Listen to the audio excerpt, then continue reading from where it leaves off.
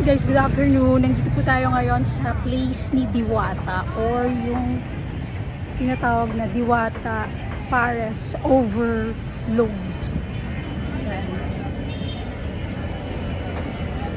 Hello, shout Si out. Diwata. Yeah, din shout out sa mga fans ni Diwata. Oh, sorry, I'm so kilig guys. Sorry kayo, nauna ako.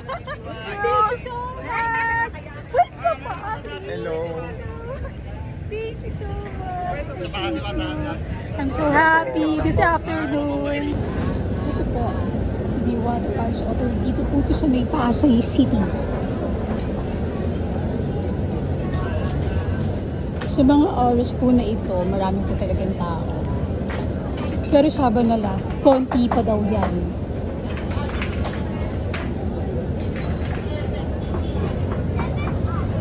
Kasi yung mga normal hours, sobrang may pila at sobrang mahaba yung pila.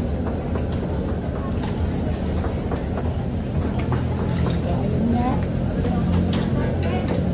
Try po natin yung candy niya na sinuserve yung Pares Overload or Pares.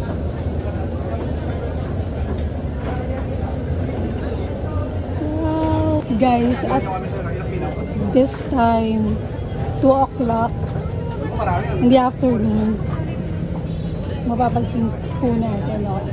May pila na talaga siya. Ito pinakita niyo. Not sure eh.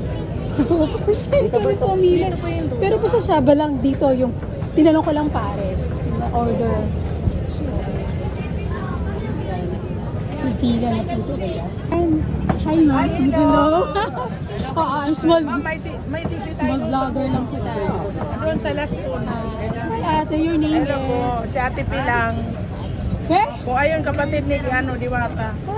Ayun, videohan mo. Ay, parehas kayo! Dapat. Kasi nagpapahinga daw siya. Ako, napapahinga. Super. Galing kasi siya kahapon sa sa kabilang niya, pesto. Brancho, super pagod. Pagod po siya. Hindi na namin siya nakakausap. Ente oh. No. Nahanap pa ba? Yun oh. Oo. Thank you so much, ma'am. Sus, wala po tayo sus, sabaw-sabaw. Yung mga Opo, mayroon tayo doon kalaman sa dulo siya. Oo.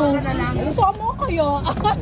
Guys, ito yung worth 100 pesos na Pares. Ano ka na? Celia.